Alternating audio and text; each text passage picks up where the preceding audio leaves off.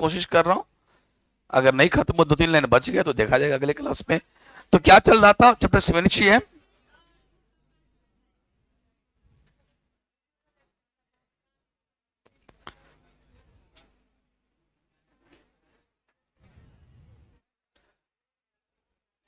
तो सीड का डेफिनेशन लिखाए थे, रैपेंड ओव्यूल इज कॉल्ड सीड, बताए थे सब आदमी को। सीड का सीड का जो पार्ट होता है वो बताए थे। सीड के कितने पार्ट होते हैं, सीड कोट, सीड ऊपर, सीड का छिलका, सीड का छिलका, और सीड का छिलका अगर हटाते हैं और जो हमारे पास मिलता है उसे क्या कहते हैं, एम्ब्रियो। फिर मैंने आपको ये बताया कि एम्ब्रियो के कितने पार्ट्स होते हैं। तो आपने देखा कि अगर हम चना की बात करते हैं तो चना के बीज का अगर छिलका हटा दिया जाए, बड़ा अच्छा समझाए थे कि चना का फूला हुआ बीज ले लो, चना का फूला हुआ बीज ले लो, आराम से सोचो ध्यान से, और उसका छिलका प्यार से हटा दो। जब छिलका हटा दोगे तो आपके हाथ पे क्या बचेगा, पीला पीला, जो पीला पीला बचा वही क्या बेटे, एम्ब्रियो। और उसमें देखना, आराम से उस एम्ब्रियो को ऐसे करके धीरे से बुक की तरह खोलना, उस पर देखना दो पीला पीला दाना टाइप नजर आएगा, दो पीला पीला दाना टाइप का नजर आएगा। दोनों को ऐसे किताब की तरह खोलना आराम से। सब इमेजिन कर रहे हो, इमेजिन का मतलब कल्पना करो कि जो डी कुमार सर बोल रहे हैं वो हम कर रहे हैं। छिलका हटा दिए, हाथ में पीला वाला आ गया, उसे एम्ब्रियो कहते हैं। और आपको ऐसे याद भी रहना चाहिए सब कुछ। उसको ऐसे हम खोल रहे हैं, जिसको पकड़ के आप ऐसे हटा रहे हैं वो कुछ और नहीं, ऐसे करके आपने हटा दिया, एक इधर और एक, ये क्या है, कॉटिल्डन। इसमें क्या जमा रहता है, भोजन, ये पीला पीला होता है। उसके बाद बाकी आपने देखा ऐसे है। यहां पर एक छोटा सा प्यारा सा, बहुत छोटा सा माइन्यूट डंटा टाइप का कोई होता है स्ट्रक्चर, इसको बोलते हैं एम्ब्रियोनल एक्सिस। क्या नाम था इसका, डायग्राम भी बनाए आप, डायग्राम भी बना लिए, समझा दिए, रटा दिए। इसका क्या नाम था, प्लूम्यूल। क्या नाम था इसका, क्या नाम था, रेडिकल। इसका नाम था रेडिकल, इसका नाम था प्लूम्यूल। और इसका दूसरा नाम क्या, फ्यूचर शूट। क्योंकि फ्यूचर में, भविष्य में जब ये मिट्टी के अंदर होगा, जब सीड को मिट्टी के अंदर डालोगे तो सीड क्या करेगा, पानी एब्जॉर्ब करेगा, सुटेबल कंडीशन में जर्मिनेट करेगा। तो यहां से, यहीं से क्या निकलेगा, प्लांट एंड शूट। और आर से रेडिकल, यहां से क्या निकलता है, रूट, है ना। उसके ये पौधा बन जाता है। और हमने आपको बताया भी था कि इसके अंदर जो भोजन जमा है, इसी भोजन का यूज कर करके इसकी लंबाई बढ़ती जाएगी, लंबाई बढ़ती जाएगी। और ठीक ठाक जब ग्रीन ग्रीन, जब उसपे मतलब पत्तियां बन जाएगा तो कहेगा देखो तुम में अब ग्रीन ग्रीन पत्ता बन गया। अब तुम जो है सनलाइट का प्रयोग करके, फोटोसिंथेसिस करके अपना भोजन तुम बना सकते हो। अब तुम इतने बड़े पौधे हो गए हो, अब तुम अपनी जिंदगी जियो। और तब तक में इसका भोजन भी समाप्त, और ये बिल्कुल छोटा पड़ जाता है। और ये क्या हो जाता है, गायब। ये क्या हुआ, गायब हो जाता है, नहीं बचा, ये दुनिया में अब नहीं रहा, ये नहीं रहा। और ये तब तक में क्या बन जाता है, एक इंडिपेंडेंट पौधा बन जाता है। ये बोलता भी है कि नाउ अब हम इंडिपेंडेंट हो गए, अब मुझे कोई खाना मत भेजो, मेरा पत्ता खुद खाना बना लेगा। और इस प्रकार से क्या बन गया, प्लांटलेट। प्लांटलेट का मतलब क्या होता है, प्लांट का छोटा सा बच्चा बन गया।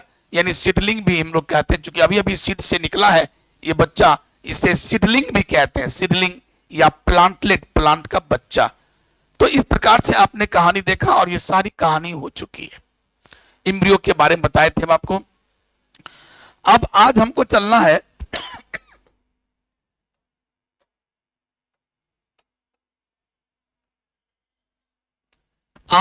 है कि सीड की वायबिलिटी का मतलब क्या हुआ। जैसे मैं पढ़ा रहा था आप लोग को पोलन वायबिलिटी, याद है, पोलन वायबिलिटी। वायबिलिटी का मतलब जिंदा रहना, पोलन का मतलब पोलन ग्रेन, पोलन ग्रेन का मतलब क्या, परागकण। तो परागकण का जिंदा रहने का मतलब क्या था, it is the time period for which it retain the capacity to germinate on the stigma.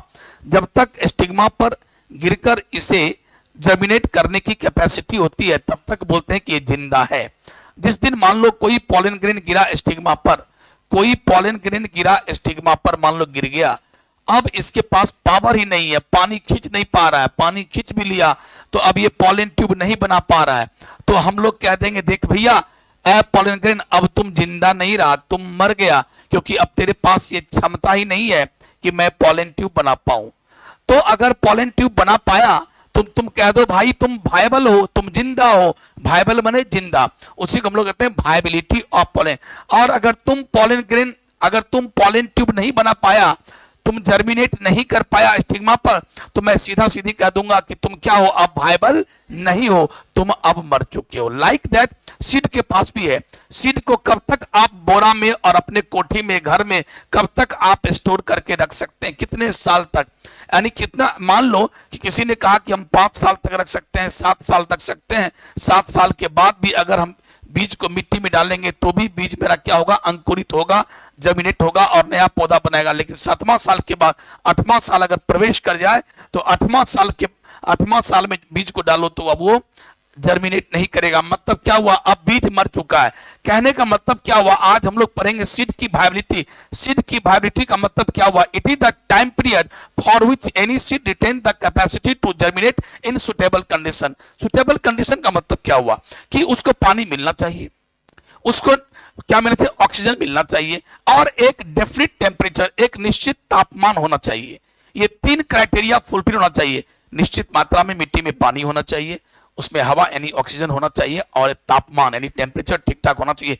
अगर ये 3 चीज ठीक ठाक मिल गया तो हम इस चीज क्या कहते हैं, सुटेबल कंडीशन। अगर सुटेबल कंडीशन मिल गया तो सीड क्या करता है, जर्मिनेट और एक नया प्लांट बना लेता है। तो साथियों, तो मेरा कहना है कि सीड की वायबिलिटी किसे कहते हैं, it is the time period for which any seed retain the capacity to germinate in suitable condition. जब तक वो सुटेबल कंडीशन में जर्मिनेट करके एक नया पौधा बनाने की कैपेसिटी रखता है तो कह देना ऐ सीड तुम जिंदा हो। और जिस दिन तुम ये कैपेसिटी खो दिया, तुम प्लांट नहीं बना सकता है, चाहे तुमको हम ऑक्सीजन दे दें, चाहे तुमको हम पानी दे दें, तापमान भी अच्छा दे दें, लेकिन तुम जर्मिनेट नहीं कर पा रहे हो, तब मेरे मन में यकीन हो गया कि अब तुम जिंदा नहीं रहा। ये था। उसके बाद आज हम डील करेंगे, तो ये हुआ सीड वायबिलिटी। सबसे पहले आज हम यही लिखाएंगे, सीड वायबिलिटी। उसके बाद हम चलेंगे बात कि सीड 2 प्रकार के होते हैं। गौर सुनिएगा, आप जितना सुन करके यहां रिटेन कर सकते हैं, आप मेरी बातों को सुनिए। मान लो कि ये दिलवाले दुल्हनिया ले जाएंगे की कहानी है। अगर आपको फिल्म की कहानी में बताऊंगा कि एक शाहरुख खान था, अमेरिका में रहता था, इंग्लैंड में रहता था, ऐसे वैसे कहानी, तुम मुंह फाड़ फाड़ सुनोगे। जी सर, ओकर बाद की भेलै हो, ओकर बाद गेलै यूरोप घूमै ले, तो वहां से काजोल से मुलाकात भेलै। काजोल बड़ा एकदम बहुत एक्टिव गर्ल थी, ये वो पूरा उस पर लाइन देती थी। मतलब जो भी अगर हम बोले तुमको, हाँ तुम जाओगे अपने दोस्तों को सुनाने के लिए कि जानते हो दिलवाले दुल्हनिया फिल्म देख कर के आए, ऐसा ऐसा कहानी था, केना केना भेले, तो घोड़ा से ले, ई भेले, अमरीश पुरी के मार लगे ढिचुम ढिचुम। तो कहानी, अगर फिल्मों की कहानी अगर आप सुनते हो तो हूँ बहू हम लोग बचपन में जब कोई मूवी देख के आते थे ना, तो दोस्त पूछता था और आज कहन मूवी देख के लिए, कहन फिल्म, तो ऐसा फिल्म देख के आए, तो कहानी बताओ ना, तो हम लोग कहानी बोलते थे, एकदम ट्रू हूँ बहू सब कुछ सुना देते थे। ओकर बाद एना कास्टिंग खत्म भेलो, ओने घोड़ा से रुकलो मिथुन चक्रवर्ती, ओने कलको गुंडा आइलो और 2 फाट मारलो डिचू, पूरा कहानी कह देते अंतिम में। अब वो ऐसे करको, हाँ तब की भेले रे दोस्त, अच्छा तो काजोल मर गेले, नहीं काजोल नहीं मरले, वो हॉस्पिटल में जिंदा भय छी। वैसे भी हीरो हीरोइन जल्दी फिल्म में कितना भी गोली लग जाए तो उसको पकड़ के हॉस्पिटल में भर्ती रहेगा, पूरा एकदम मलहम पट्टी लगा हो रहेगा, जिंदा हो जाएगा। तो साथियों, तो अगर मैं वो कहानी कहूं तो आपको अच्छा से याद हो जाएगा। लेकिन आज मैं ये कहानी बताऊं कि एक सीड था, सीड में ऐसा ऐसा हुआ, छिलका आता है। अगर मैं सारी कहानी को मैं अभी पूछूं आपसे तो आप कहानी नहीं बता पाओगे। हाँ, ये तो सिलेबस वाला चीज थी। जहां सिलेबस की बात आई, जहां बायोलॉजी की बात आई, फिजिक्स केमिस्ट्री की बात आई, तो लगता है कि बॉडी पर कुछ गिर गया, भाई हमसे नहीं होगा। भाई उसको भी कहानी के लेके चलो, ये कहानी है। अगर आज से इलेक्ट्रिक फील्ड पर आ रहे हैं, डायपोल के कारण इलेक्ट्रिक फील्ड पर आ रहे हैं, तो भाई उसके परपेंडिकुलर बाइसेक्टर पर यहां पर क्या होगा, इंडोन पोजीशन पर क्या होगा, आर्बिट्रेरी पॉइंट पर क्या होगा, डायपोल के कारण इलेक्ट्रिक फील्ड। तो वो जैसे वाला तरीका क्या ही बताए जा रहे हैं, प्लस क्यू माइनस क्यू है, हमारा बापों से नहीं होता हो बाप, यहां पर निकालेंगे पॉइंट, तो ये हमसे नहीं होगा, ये हमसे नहीं होगा। प्लस से इधर फोर्स लगेगा या माइनस खींचता हो, भैया हमारा ये अब यहाँ पर क्या होगा। तो कितना होगा आर्बिट्रेरी पॉइंट पर बाइसेक्टर पर इन डाउन पोजीशन। ये अगर कहानी बढ़िया से सुन लोगे तो काय नहीं होगा। डायपोल के कारण कितना फोर्स लगेगा इस पोजीशन पर बाइसेक्टर पर कितना होगा, आर्बिट्रेरी पॉइंट पर कितना होगा। यार एक लाइन खींच के मिला देना, दूरी मान लेना, एंगल फैंगल ले करके और फोर्स निकालने आता है। यार कूलम्ब्स लॉ जब आता है कि यहाँ पर के डालते हैं, Q1 Q2 करते हैं और आज तो सब कुछ तो इसी कहानी है। और फोर्स क्या वेक्टर है यार, किधर लगता है, सिर्फ डायरेक्शन जानना होता है। अगर डायरेक्शन जान के निगेटिव अपनी तरफ खींचता है कि इधर और वो इधर, उसके बीच में देखना, बस वही तो है। क्योंकि वेक्टर में दो तीन चीज पढ़ना ही है। वेक्टर का क्या हुआ, law of addition, law of subtraction, उसके बाद क्या पढ़ना है, क्रॉस एंड डॉट प्रोडक्ट। अरे मल्टीप्लिकेशन दो ही चीज पढ़ना है, क्रॉस एंड डॉट प्रोडक्ट। तो बस उतनी सी बात हो जाती है। उसके बाद रिजल्टेंट जानना है, आर जल्दी बोलो, ए स्क्वायर प्लस 2ab बस। और उसके बाद डायरेक्शन जानना है, थीटा बराबर tan इनवर्स। ये इतना दो तीन को लाइन में सब खत्म हो जाता है। लेकिन यही नहीं आता है, जब आपको वेक्टर ही नहीं आएगा तो फिर आप डायपोल कैसे निकालिएगा इलेक्ट्रिक